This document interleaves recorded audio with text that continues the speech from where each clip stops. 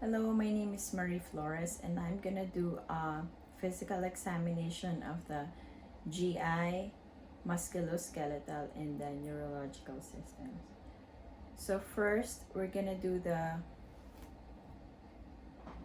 physical examination of the abdomen. I have to be on the patient's right side to assess the liver more easily. Okay, so first, we do the inspection of the abdomen. We inspect the skin for coloration, for jaundice. Also check the eyes. If it's yellowish, that signifies liver disease. You should also check for scars, like this one. Um,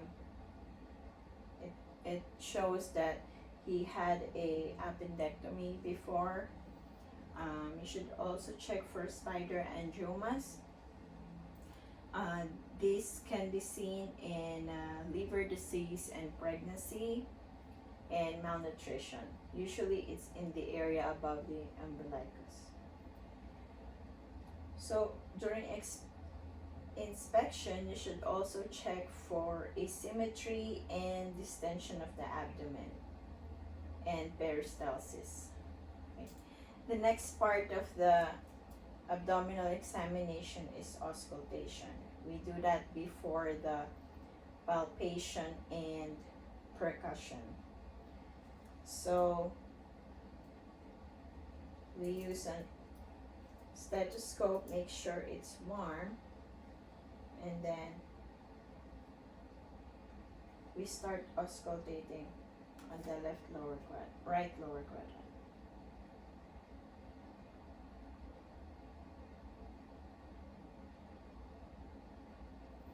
We listen for vowel sounds. Vowel sounds are usually 5 to 35 per minute. And you have to listen for 2 to 5 minutes. Hyperactive vowel sounds you can see during diarrhea, obstruction. Obstruction, it should be high pitched and tinkles, and the normal vowel sounds is high pitched and gurgling sounds. Hypoactive vowel sounds can signify paralytic ileus, peritonitis, or acute abdomen. You should also auscultate for bruits. Here, the aorta, the renal artery, both sides, and the right iliac artery. So next part of the physical exam of the abdomen is the percussion. Normally, all around the abdomen, it should be tympanic. And then we have to assess the liver span. Liver and spleen should be dull. So to check the liver span, you have to start from the mid-clavicular line just above the umbilicus.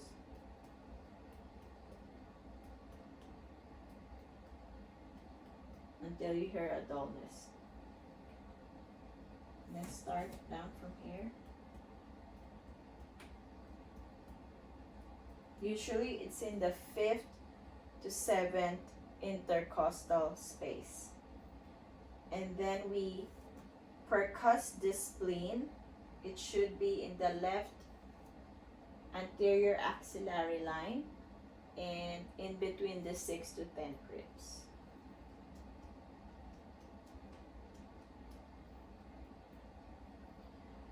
So the last part of the abdominal exam is palpation. First, we do light palpation. We use the pads of the fingers, pressing about 1 cm on the abdomen, and we always palpate last the areas of tenderness, so the patient wouldn't be uncomfortable. So for example, if the patient is complaining of right lower quadrant pain, we start on this side. Do you have any pain? No. And then we can do moderate palpation to check for hernias and muscle irregularities. And then deep palpation, we use both hands to check for rigidity, peritonitis, or perforation. You have any pain? No. We also have to assess for ascites. So we ask the patient to put your hand here in the middle, the umbilicus, and then you tap one side of the abdomen. And if there's a fluid that shifts to the left side, there's positive ascites, and that's called the fluid wave. And also, to test for rebound tenderness, you have to palpate on one side, and then when you remove your hand, when the patient feels pain, that's rebound tenderness. Also, to assess for cholecystitis, we can palpate below the right costal margin, and when there is pain on this side, it can be acute cholecystitis. If we're suspecting abdominal aortic aneurysm, we should be cautious palpating in the middle of the abdomen because there's risk for rupture. Okay. For the musculoskeletal system, we can ask the patient to sit up and face me, and then I have to sit right in front of the patient. So first we inspect the upper extremities, we inspect the clavicle, the scapula, if there's any irregularities, and then we have to palpate the joints, if there's any tenderness.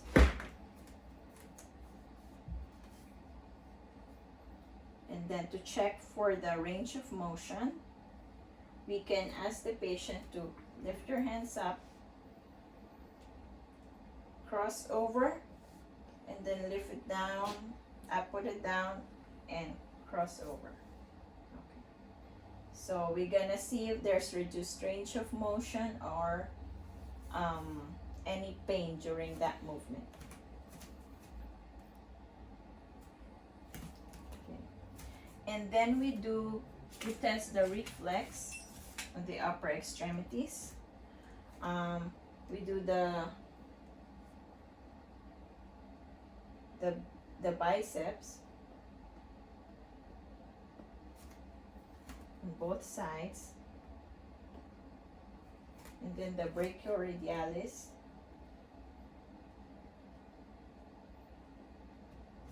just relax, and then the triceps, just let your arm hang.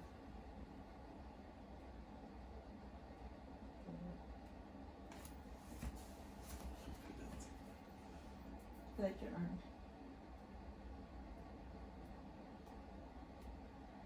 Okay.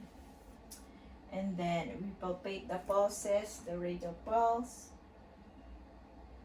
and the brachial pulse.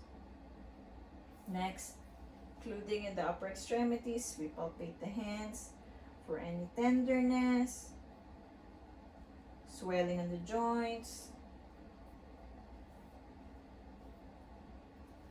and then we ask the patient to flex and then extend. Okay. And then we do palpation of the lower extremities. So you ask the patient to stand up,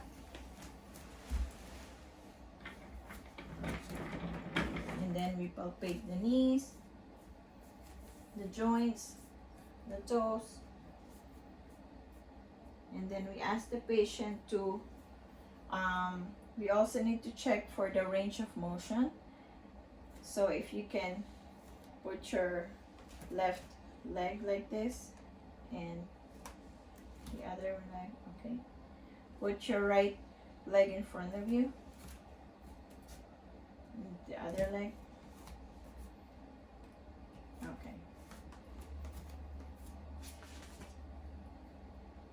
We also need to palpate for the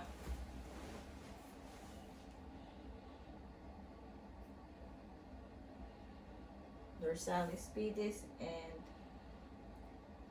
tibial arteries. Next, stand up again. Turn your head. We also check for the spine and posture of the patient. Check if there's like scoliosis or any other abnormalities in posture. And then we palpate the spine. And then, can you lie down and face to your left on your side? Then we check for the hips. If there's any part that's tender. Okay. And now we check for the neurologic physical assessment. First, we check for the cranial nerves. You can sit up and face me. You can ask the patient to put on his shoe, so you will be more comfortable.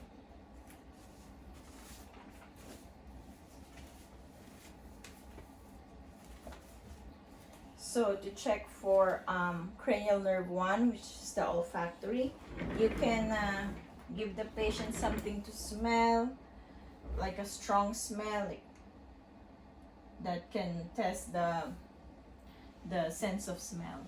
And then for the cranial nerve 2, the visual fields, if tell me when you see my finger. Yeah. Yes. Yes. Okay. And then to check for the extraocular muscles, which is cranial nerve 3, 4, and 6, we can do this test. Look up, follow my fingers.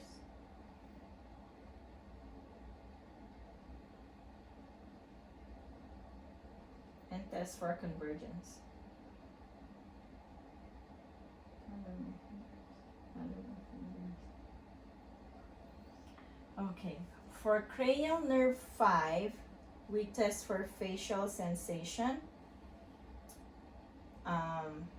So we can have like a piece of cotton and ask the patient to close their eyes and ask if they feel this. You feel this? Mm-hmm. Feel this? Yes. Yes. Yes. Okay. For cranial nerve 7, facial movement, facial asymmetry, you can ask the patient to raise his eyebrows and show his teeth and check for symmetry. There's facial droop or any other asymmetry that you can see in the face.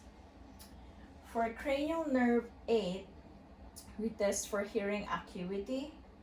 We can do the Rhine test and the Weber test. And for cranial nerve 9 and 10, we can ask the patient we should observe for swallowing. So, okay, open your mouth. Okay. And cranial nerve 12 is to check for tongue movement and strength. Can you stick out your tongue? Put it to the side, other side. Okay, and cranial nerve 11 is to test the spinal accessory nerve.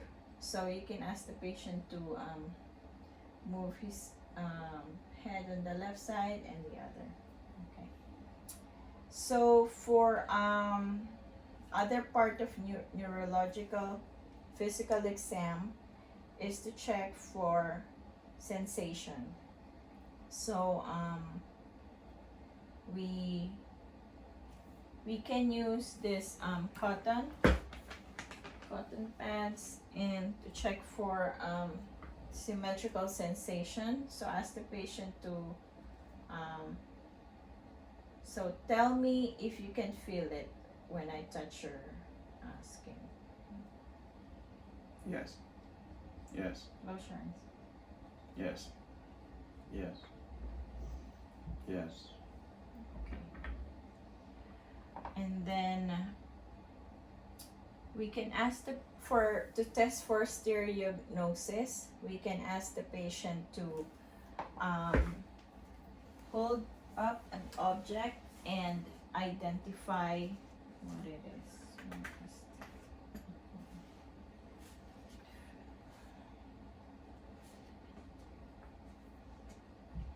Okay, so I gave you something in silicone. Okay, close your eyes. And then can you tell me what it is? Coin. Okay. And then to test for graphesthesia, we can trace something on the palm of the hand and ask the patient if he recognizes what it is. Letter A. Okay, good. You can also test for it's called finger to nose test. So touch your nose and then touch my finger.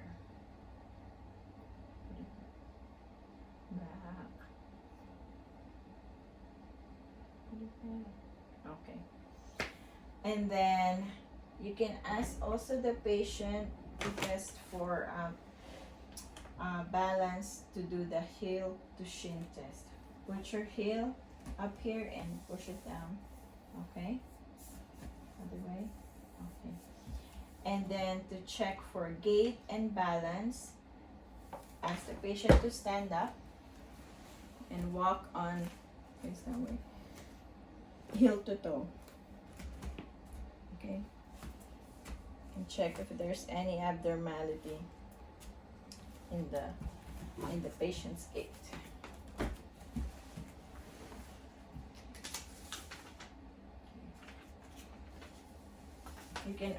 You also have to check for Romberg sign. So ask the patient to stand up, feet apart, and then raise hands in front of them like this. Okay, and then close the eyes and check if there's a drift. Okay.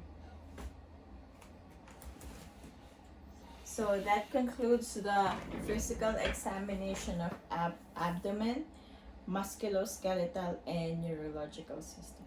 Thank you.